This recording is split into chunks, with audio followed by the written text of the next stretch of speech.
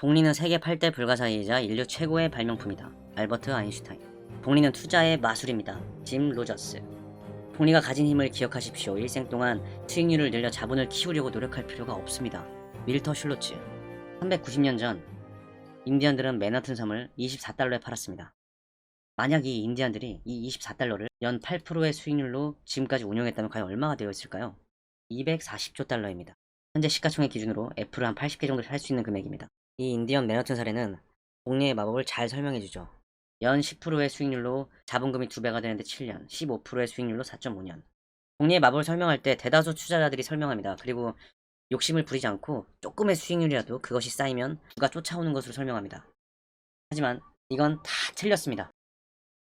지금부터 제가 설명하는 것들을 모른다면 당신은 평생 복리의 마법을 구경할 수 없을 것입니다. 이건 어그로를 끌거나 자극적인 영상을 만들려는 게 아닙니다.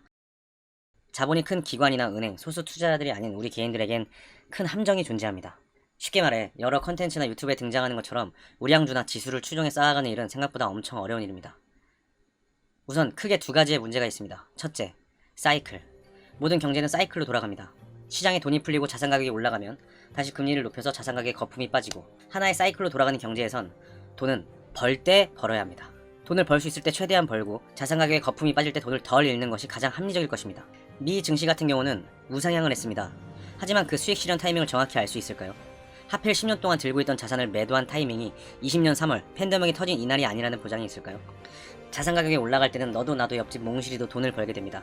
엄청난 불장에서 남들 200% 300% 레버리지 ETF와 암호화폐로 돈을 벌 때 유일하게 내가 가진 자산이 10%만 상승했다면 흔들리지 않을 자신이 있습니까? 그리고 상승기가 끝나고 조정기가 와서 그마저 올랐던 것도 다시 빠진다면 투자에 흥미를 느끼시겠습니까? 무조건 오래 들고 있다는 것은 정말 맞는 말일까요? S&P 500 인덱스 한 주 가격을 보면 2000년 닷컴 버블 때 샀던 주식은 10년 뒤 2010년 마이너스 30%에 육박합니다.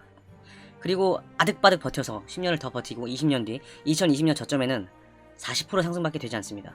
디스가 한 값에 1300원, 짜장면 한 그릇에 평균 2700원 하던 시대에 비해 인플레만큼도 쫓아오지 못했습니다. 극단적인 예시이긴 하지만 고점에 물려서 저점에 팔지 않는다고 보장할 수 있습니까? 우리는 수익 실현 타이밍을 알 수 없습니다. 내가 생각하는 회사의 적정 주가 혹은 손익비에 대한 레벨 등이 수익 실현 척도가 될 것입니다. 그럼 복리의 마법이라는 건 존재하지 않을까요? 아닙니다. 얼마 전에 돌아가신 찰리 먼건이 이렇게 말했습니다.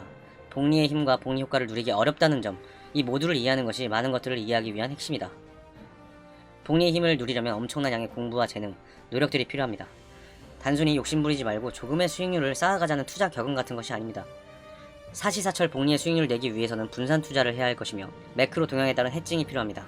외환, ETF, 채권, 암호화폐, 부동산, 원자재 같은 다양한 자산의 정보를 공부해야 됩니다. 사이클을 이해해야 하고 주기에 따른 수익 실현, 그리고 다양한 해지 투자 방향을 공부하고 회사 적정 주가를 찾아내는 훈련과 공부를 병행해야지 복리의 마법을 누릴 수 있는 것입니다. 그리고 자산을 오래 들고 있을수록 위험한 이유, 그 이유는 두 번째 문제와 가장 밀접하게 결부되어 있습니다. 두 번째 문제는 다음 영상을 통해 공개하겠습니다.